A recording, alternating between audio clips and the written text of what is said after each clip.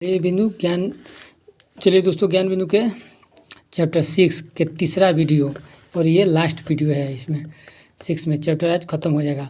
निम्नलिखित में कौन एक कार्बोहाइड्रेट पाचक एंजाइम है? तो एमाइलेज जो है कौन है?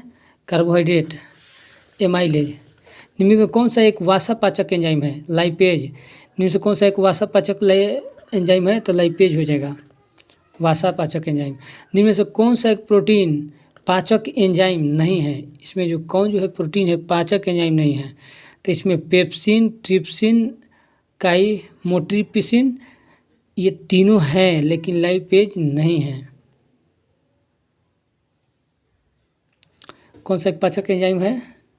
निम्न से कौन सा एक पाचक एंजाइम है? तो लाइपेज है, और ये सब नहीं है, पीत, पेप्सिन, टाइलिन ये सब नहीं है। इनमें से कौन सा एक प्रोटीन पाचक एंजाइम नहीं है? लाइपेज। प्रोटीन पाचक अगर कहेगा तो लाइपेज नहीं है, और पाचक एंजाइम वासा पाचक कहेगा तो लाइपेज, और प्रोटीन पाचक कहेगा तो लाइपेज नहीं है। पेप्सिन, काइमोट्रिप्सिन और ट्रिप्सिन ये सब है प्रोटीन पाचक, और लाइपेज जो है वासा पाचक एंजाइम है। गिब्सन्स कैप्सूल किस में मौजूद रहता है? यकृत में। गिब्सन कैप्सूल यकृत में, बी नंबर।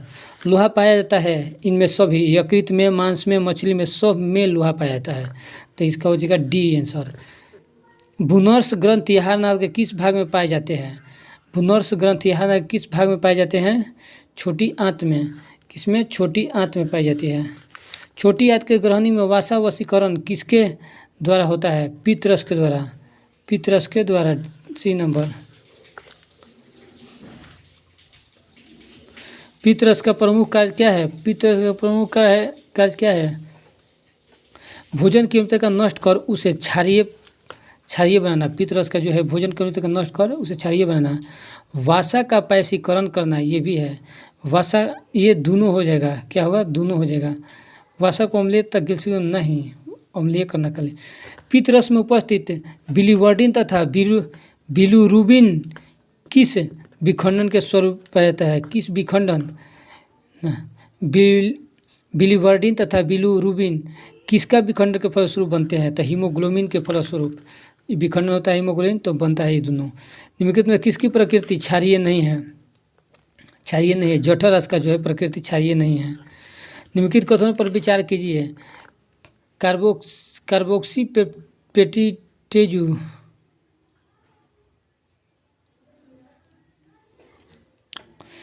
पित्तरस में उपस्थित बिलीवर्डिन तथा बिलिरुबिन विखंडन के फलस्वरूप हीमोग्लोबिन। निम्नलिखित में किसकी प्रकृति क्षारीय नहीं होता है? जठर का क्षारीय नहीं होता है। अब ये विचार करना है। Carboxypeptidase, lipase, maltose, invertase. एक और दो कार्बोक्सी पेप्टिज और लाइपेज, यही दो है सही है। अग्नाशयी रस में पाए जाते हैं। अग्नाशयी रस में कौन? कार्बोक्सी पेप्टिज और लाइपेज, दोनों अग्नाशयी रस में पाया जाता है। कहते हैं मानव शरीर में यकृत वसा के पाचन में महत्वपूर्ण भूमिका। यकृत दो महत्वपूर्ण वसा पाचक एंजाइम उत्पन्न करता है। यकृत जो है, तो कथन ये सही है, लेकिन आर गलत है। ये आर जो है गलत है। पचे हुए भोजन में मौजूद विषैले पदार्थ का कौन सा अंग चूषण करता है? पचे हुए भोजन में मौजूद विषैले पदार्थ का कौन सा अंग चूषण करता है? यकृत। क्या है? यकृत। पचे हुए भोजन में मौजूद विषैले पदार्थ का कौन सा अंग चूषण करता है? यकृत। कौन सा अंग मानव शरीर में ग्लाइकोजन के रूप में कार्बोहाइड्रेट को जमा करता है? कौन सा अंग जो मानव शरीर में ग्लाइकोजन के रूप में कार्बोहाइड्रेट को जमा करता है? तो ये हो जाए यकृत। निम्नलिखित में कौन सा मानव अंग शरीर में बनने वाले विषैले अमोनिया के यूरिया में बदलता है? यकृत जो है मानव अंग शरीर में बनने वाले विषैले अमोनिया की यूरिया में बदलता है। यकृत जो है यूरिया में बदलता है, अमोनिया की यूरिया में बदलता है यकृत। निम्नलिखित कौन सा कथन सही है? कौन सा कथन? यूरिया जो है यकृत में उत्पन्न होता है। यूरिया किस में होता है? यकृत में होता है उत्पन्न। यकृत का द्रव्यमान लगभग कितना होता है? यकृत का द्रव्यमान लगभग कितना होता है? 1.5 किलोग्राम लगभग, माने 1.5 किलोग्राम, 1.5 किलो। यकृत का कार्य क्या है? यकृत का कार्य जो है विषाक्त पदार्थों को विषहीन पदार्थों में रूपांतरित करना। जो विषाक्त पदार्थ हो उसे विषहीन, विषाक्त जहरीला होगा उसको अनजहरीला में कर देना है। वसा का भंजन कर कोलेस्ट्रॉल का निर्माण करना। वसा का भंजन कर कोलेस्ट्रॉल में निर्माण करना। अतिरिक्त ग्लूकोज को ग्लाइकोजन के रूप में संचित करना। इनमें सभी निम्नलिखित कथनों पर विचार कीजिए। यह मानव शरीर की दूसरी सबसे बड़ी ग्रंथि है। यह मानव शरीर की सबसे दूसरी बड़ी ग्रंथि है। इसका रस एक विशेष प्रकार की कोशिकाओं से स्रावित होता है तथा क्षारीय होता है। इसके रस को पूर्ण पाचन रस कहा जाता है या अग्नाशय को। निम्नलिखित में किसके स्राव को पूर्ण पाचक रस कहा जाता है? अग्नाशय को पूर्ण पाचक रस कहा जाता है।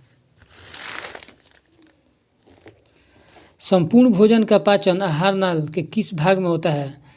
किस भाग में होता है? तो ये हो जाएगा छोटी आंत में। पूरा तरह से मतलब पच जाए छोटी आंत में। पचे हुए भोजन का अवशोषण आहार नाल के किस भाग में होता है? छोटी आंत में। जो पचा हुआ भोजन का अवशोषण होता है आहार का किस भाग में होता है? छोटी आंत में।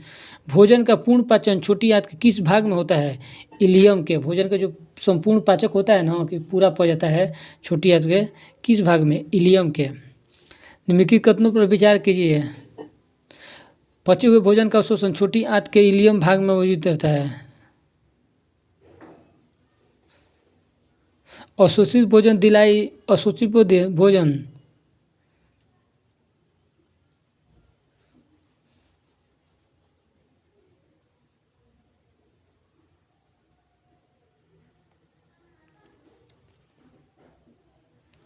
पचे हुए भोजन का अवशोषण छोटी आंत के इलियम भाग में मौजूद बिलाई द्वारा होता है। जो पचा हुआ भोजन रहता है ना उसका अवशोषण छोटी आंत में होता है, लेकिन इलियम भाग में मौजूद बिलाई, इलियम एक भाग है उसमें मौजूद बिलाई द्वारा होता है। तीसरा, अशोषित भोजन बिलाई में मौजूद रक्त है। अशोषित भोजन बिलाई में मौजूद रक्त कोशिकाओं के रक्त में मिल जाते हैं। अशोषित भोजन रक्त संचार के द्वारा शरीर के विभिन्न भागों में क्या होता है? वितरित होते हैं। वसा का पाचन किस अंग में पूर्ण होता है? वह है वसा का जो पाचन किस अंग में पूर्ण रूप से हो जाता है? वह है छोटी आंत। छोटी आंत में पाचन क्रिया में प्रोटीन निम्नलिखित में किस पदार्थ में बदल जाते हैं? पाचन क्रिया में प्रोटीन निम्नलिखित में किस पदार्थ में बदल जाते हैं? तो एमिनो हो जाएगा सी। पाचन क्रिया के उपरांत कार्बोहाइड्रेट ग्लूकोज फ्रक्टोज तथा ग्लाइकोटोज नामक सरल शर्करा में बदल जाता है। वसा वसीय अम्ल तथा ग्लिसरॉल में परिवर्तित हो जाता है। वसा जो वसीय अम्ल तथा ग्लिसरॉल में परिवर्तित हो जाता है। प्रोटीन जो है अमीनो अम्ल में परिवर्तित हो जाते हैं। इनमें सभी निम्नलिखित में कौन सा एक सही नहीं है? निम्नलिखित में कौन सा एक सही नहीं है? बड़ी आंत में कोई एंजाइम का स्राव नहीं होता है, ये सही है। बड़ी आंत में जो है कोई एंजाइम का स्राव नहीं होता है, ये सही है। बड़ी आंत बिना पचे हुए भोजन को अस्थायी रूप संचित रखता है। बिना पचे हुए भोजन को अस्थायी रूप से संचित रखता है। और बड़ी आंत में जल तथा खनिज लवणों का अवशोषण होता है। बड़ी आंत में खनिज लवणों का अवशोषण होता है। बड़ी आंत छोटी आंत की तुलना में अधिक लंबी है? नहीं, छोटी आंत ज़्यादा लंबी है। सीकम तथा अपेंडिक्स नामक अवशेषी अंग के मौजूद के बड़ी आंत में निम्नलिखित में कौन सा कथन असत्य है? निम्नलिखित में कौन सा कथन जो है असत्य है? तो अमाशय से हाइड्रोक्लोरिक अम्ल का निर्मोचन होता है। अमाशय से हाइड्रोक्लोरिक अम्ल का निर्मोचन होता है। छोटी आंत के इलियम में भोजन का पाचन तथा अवशोषण होता है। हाँ सही है, छोटी आंत के इलियम में भोजन का पाचन होता है और अवशोषण होता है। यकृत शरीर की सबसे बड़ी ग्रंथि है। सही है, यकृत शरीर की सबसे बड़ी ग्रंथि में कहते हैं यकृत। बड़ी आंत के कोलन में भोजन का अवशोषण हो सकता है परंतु जल का नहीं, ये गलत है, हो सकता है। मनुष्य के मल का जो मल में सर्वाधिक मात्रा में पाए जाते हैं जल। मनुष्य के मल में सर्वाधिक मात्रा में क्या पाया जाता है? जल पाए जाते हैं। विटामिन के का संश्लेषण करने वाला जीवाणु आहार नल के किस हिस्से में मौजूद रहते हैं? विटामिन के का जो संश्लेषण करने वाले जीवाणु होते हैं आहार नल के किस हिस्से में मौजूद रहते हैं? तो कोलेन। निम्नलिखित में से कौन हार्मोन पित्ताशय को पित्त निकालने हेतु उत्तेजित करता है? निम्नलिखित कौन जो हार्मोन है पित्ताशय को पित्त निकालने हेतु उत्तेजित करता है? कोलिस्टोकाइनिन। मानव शरीर में क्षुद्रांत छोटी आंत के 3 संरचनात्मक भागों के लंबाई का कौन सा ह्रास क्रम है? शोषा शेषांत्र, मध्यांत्र और ग्रसनी, यही ह्रास केंद्र है। D number. छोटी आंत में भोजन का पूर्ण पाचन के बाद क्या कहलाते हैं? चाइल। छोटी आंत में जो एकदम पूर्ण रूप से भोजन पच जाएगा उसको क्या कहते हैं? चाइल। मनुष्य को रोटी बनाने में मीठा क्यों लगाते हैं? मनुष्य को रोटी चबाने में मीठा क्यों लगता है? कार्बोहाइड्रेट होता है उस शक्कर में बदल जाता है, इसलिए मीठा लगता है। यदि किसी व्यक्ति का पित्ताशय निकाल दिया जाए तो उस व्यक्ति में किसका पाचन नहीं होगा? वासा का। अगर पित्ताशय निकाल दे तो उस व्यक्ति में क्या होगा? वासा का पाचन नहीं हो पाएगा। माल्टोज, सुक्रोज, लेक्टोज एंजाइम पाए जाते हैं आंत रस में। माल्टोज, सुक्रोज, लेक्टोज एंजाइम पाए जाते हैं आंत रस में। मनुष्य की पाचन क्रिया के संदर्भ में निम्नलिखित के तौर पर विचार कौन सा सही नहीं है? हो जाएगा कौन सा सही नहीं है?